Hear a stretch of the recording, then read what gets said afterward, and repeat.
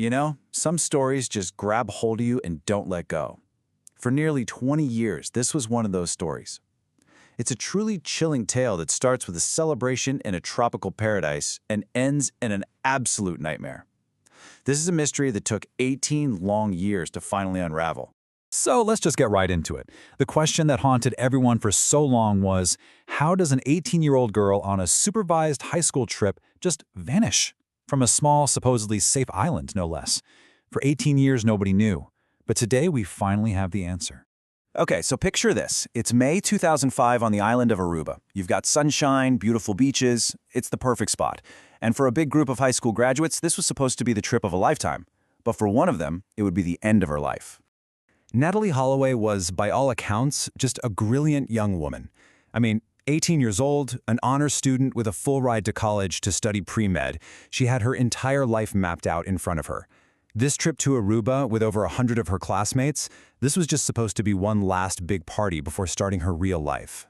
So on the very last night of the trip, everyone goes out to a local club to celebrate. As the night winds down, people head back to the hotel. But Natalee? She's last spotted around 1:30 in the morning getting into a car with 3 local guys she had apparently just met. The next morning, when everyone's gathering for the flight home, she's not there. And when they check her room, her bags, her passport, everything is there, untouched. She had just vanished. As you can imagine, panic sets in immediately. Natalee's mom and stepdad are on the next flight to Aruba, and an investigation kicks off. It didn't take long to zero in on those 3 men she was last seen with. And right from the very beginning, their stories were a complete mess, a tangled web of lies. The guys were identified pretty quickly. 2 brothers, Deepak and Satish Kapoor. And then there was the third, a 17-year-old Dutch kid named Joran van der Sloot. Now, Joran was an honors student at an international school, but here's the really crucial part. His father was a prominent lawyer on the island. And that connection, well, it would become a huge point of controversy. The deception started instantly. Joran's story was that they dropped Natalee off at a beach because he claimed she wanted to see sharks. Seriously.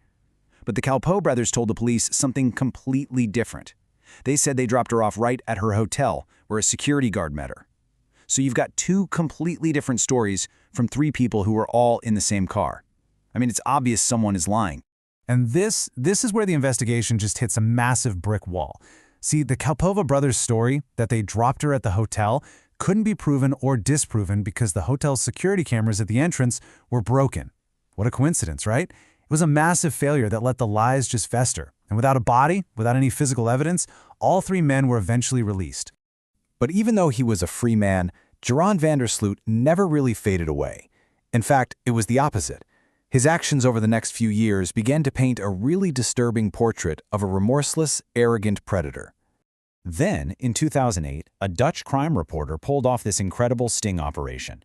They secretly recorded Joran, who thought he was talking to some kind of criminal acquaintance, and in the video, he seems to confess to everything.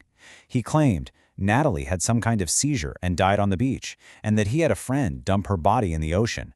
And then he boasts, her body will never be found. But this is where you really see his manipulative side. When that tape gets broadcast and causes this huge international firestorm, Joran just takes it all back. He claims he was high, he was just making up a story to sound tough, and unbelievably, with no other solid evidence, he once again faced 0 legal consequences. Then in 2010, his cruelty just hit a disgusting new low. He actually contacted Natalee's mother, Beth, and offered to tell her where her daughter's body was for $250,000. The FBI got involved and set up a sting, giving him a $25,000 advance. Joran took the money, gave them a fake location, and immediately used the cash to get out of the country and flee to Peru. So he fled to Peru to escape those extortion charges in the U.S. But what he did there, well, what he did next would finally show the entire world what kind of monster he really was. And it happened on a date that is just almost too chilling to believe. 5 years, exactly 5 years later, May 30th, 2010, the very same day Natalee disappeared. On that day, the body of a 21-year-old woman named Stephanie Flores was found in a hotel room in Lima. And whose name was the room registered to? Joran van der Sloot. He had met her at a casino, brought her back to his room, and murdered her. He tried to run, but he was caught pretty quickly and sent back to Peru. And this time, he confessed. The reason why? It was horrifyingly simple. While he was out for a minute, Stephanie used his laptop and found articles linking him to the Natalee Holloway case. He came back, realized she knew, and flew into a rage, beating her to death. His first crime had now directly led to a second. Joran was sentenced to 28 years in a harsh Peruvian prison for Stephanie Flores's murder. But the story of Natalee Holloway, that was still not over. It would take more than another decade before one last, shocking chapter would finally bring the real truth to light. So fast forward to 2023. Peru agrees to temporarily extradite him to the United States to finally face those charges for extorting Natalee's mother. And as part of a plea deal, he agreed to one huge condition. He would finally tell everyone, under oath, exactly what happened to Natalee Holloway. And after 18 years of nothing but lies, the truth was just as brutal and senseless as everyone had feared. He confessed that on that night in Aruba, he took Natalee to a beach. When she turned down his sexual advances, he got angry, grabbed a concrete block, and bludgeoned her to death. He then dragged her body into the ocean and just pushed it out to sea. For the extortion and wire fraud charges in the U.S., he got another 20 years in prison.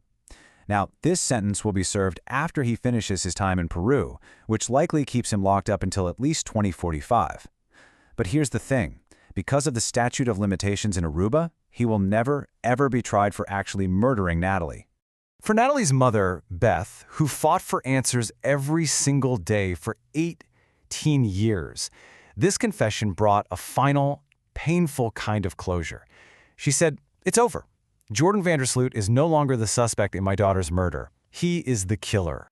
So, the mystery is solved. The killer has confessed, but he'll never be prosecuted for the murder that started this whole nightmare. He'll get out of prison when he's around 58 years old, which just leaves us with one last haunting question. Is a confession without a murder conviction really justice?